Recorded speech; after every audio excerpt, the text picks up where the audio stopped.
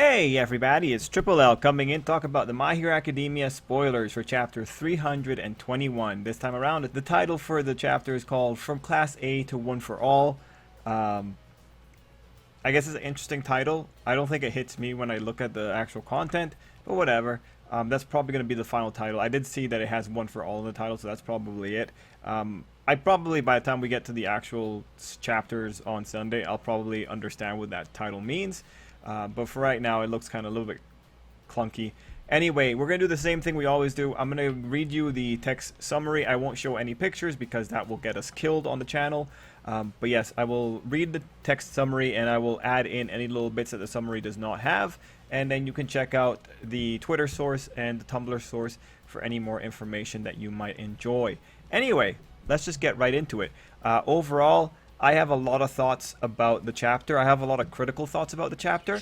In a sense, I don't think the chapter is a success. I think it's a failure. I think the same problems that plague Hero Academia are here. You can see it. It's the same thing that's happened. The problems that Hero Academia has, it's going strong. I think the author set himself up a challenge, and I think he didn't reach it at this moment in time. It could be different because next week could fix the last few things that I think I want from the chapter or this arc, but we'll have to see. Anyway, let's just get right into it. If anyone wants to know my criticisms, you can come back for the proper chapter review on Sunday. So, reading this thing, Kirishima, Hagakure, and Ayama hand the unconscious dictator to Endeavor, who just got there in his car. He says that he needs them to keep the nearby anti-hero civilians safe, but Hawk suggests over the phone that leaving it to Genus would be faster. So already there's some concerning things here, like anti-hero civilians. I don't know. When I look at what they wrote over on Tumblr, the line that Endeavor says is, right now we must also confirm the safety of the anti-hero faction and the civilians as well. I don't know. Using anti-hero doesn't seem correct. I feel like vigilantes is more correct to talk about the civilians that are taking matters into their own hands. This isn't anti-hero. Anti-hero is specifically a species of hero, and anti-hero speaks of a specific set of behaviors. I don't think that's the right word for this, but it's very strange. I do think vigilantes is the final word we'll get in the actual chapter proper. But just keep that in mind. Regardless, I do think they're referring to the civilians that are decked out and ready to try and strike at the villains. Anyway, Kirishima's frustrated because he can't do crazy moves and use flashy techniques like some of the others, but he has a lot of things that he wants to say to Izuku. Aoyama and Hagakure agree, and they all start running. Endeavor is looking at them and tells Hawks that he doesn't need to worry because the students won't be a nuisance at all.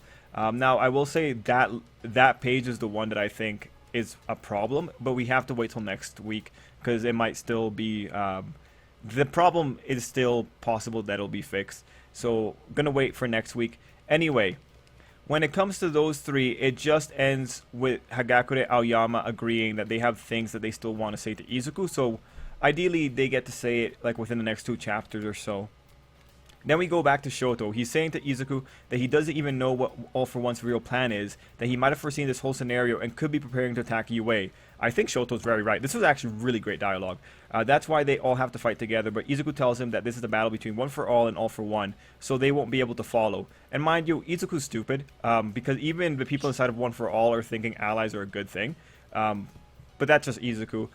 Now, the summary says the words "you're next" are echoing in Izuku's mind. Now, what's actually happening is a little bit more aggressive. So, just to give you some more information, Shoto goes in and he tells Izuku that given that he can't find the League, even after all this, and that even after getting to the point that he looks as bad as he does right now, it's time to consider another strategy. So that's actually a really good nuanced point from Shoto. I'm very excited to see what the final word's going to be on the proper chapter, but that's really good nuance. Now, when it comes to the "you're next," Izuku is having the "you're next" echo in his mind a lot. And not only that, when Izuku breaks out of the ice wall, "you're next" is written on Izuku's body. So this is just being shown in order to depict how much All For One is cursing Izuku right now. This panel is meant to be there to say, hey, This guy is super, super traumatized. And when you have this kind of trauma, it opens up the pathway for Izuku potentially not wanting to go with his friends, even though his friends might be in the better position here. Anyway, when you have those words, the "you're next" coming up in the actual chapter, Izuku makes a comment that everyone won't be able to keep up, which is actually really interesting. Did the chapter summary address that? I don't think it did, so let's check it out. Izuku breaks free of Shoto's ice. This is where you see the words being written on his body, and Suyu immediately tries to catch him with her tongue. Izuku dodges, but then reveals that it was actually a plan to launch Mineta into the air in Izuku's direction. He uses his new technique, Mineta's beads 10 joint, and grabs Izuku. He says that he never thought of One for All as a cool power. What really made Izuku admirable was the ability to win together with everyone, even while trembling in fear and covered in sweat. He's talking to the event at USJ. Izuku apologizes to Mineta and shoots Black Whip to the nearby buildings, ready to use Fa-Jin and the full 100%. So Izuku got rid of Mineta by hitting him in the stomach with Black Whip. That's what that kind of overlooks there. I think Mineta is horrifically underutilized.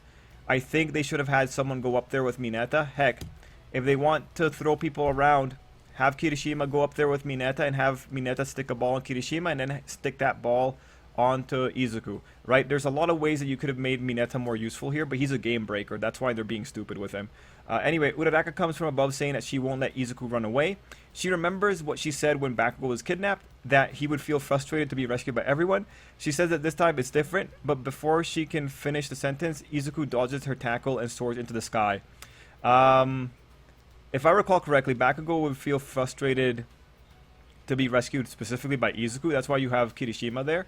It was actually funny. On Tumblr, the Tumblr translator was having a bit of a go at Ochako bringing that up, because to the Tumblr translator, that moment doesn't really come together. It's just funny because that Ochako moment is still one of the most infamous moments for her. And it's just interesting to see how different people come together on that particular point. Anyway, point of this thing is that Ochako is referencing the Bakugo event, which leads into something else in the chapter. Uraraka then called everyone, and that's when Koda, Tokoyami, Sato, and Shoji pushed Shoto together with Mina, Bakugo, and Iida. They blasted off as Ochako touched Bakugo and probably Iida to make them lighter, pretty much neglecting their weight altogether. Uraraka in her narration said that they have so many things they want to say to him, but they know words won't reach Izuku. She continued with, they don't want to be protected, nor do they mean to go against his ways. They just want to be by his side. So this is just again reaffirming that this whole fight is about sticking together with Izuku. Bakugo in his narration says that he has things that he has to tell Izuku, but the one who has the body built for withstanding such speed, second to Izuku, is Iida. Then he blasts Iida off with his new move, and Bakugo is using the explosions that he unlocked pretty much during the war. It actually looks really pretty. It's a cool shot. And so now just to talk more, because the images aren't properly here, the tactic that they used is reminiscent of the tactic they used in Camino, although this time they have a lot more different things going on. Mina, for instance, gave a protective layer for the people who were being launched into the sky, most likely just to reduce friction, and just maybe not get them burned so much. When you see Iida going for it, there's actually a lot of really cool things here. Like Bakugo refers to Iida as class president, and let me just read you the lines here. Bakugo is saying that there's things I need to say to you, but at the moment, I'll be saying that after you, Class Prez, the only one who has the body to withstand the speed, probably catches him or something like that. And then you go into Iida's specific dialogue. Iida in his narration said that Izuku had always been ahead of him. That's why he wants to challenge Izuku. There's a panel where Iida finally reaches Izuku's hand, and there was a flashback panel when the second user said if there's anyone who could complete the current Izuku, and it reveals that the continuation of dialogue, it would be people who are willing to run alongside him. So that's really just allies. Izuku told Iida to let go of him, but Iida refused. He said he will follow him wherever he goes because Ingenium is someone who will grab the hand of a lost child. And sticking their nose into people's business, even when not asked, is the nature of heroes. Both Izuku and Iida were both in tears. End of chapter. There's a few more details here.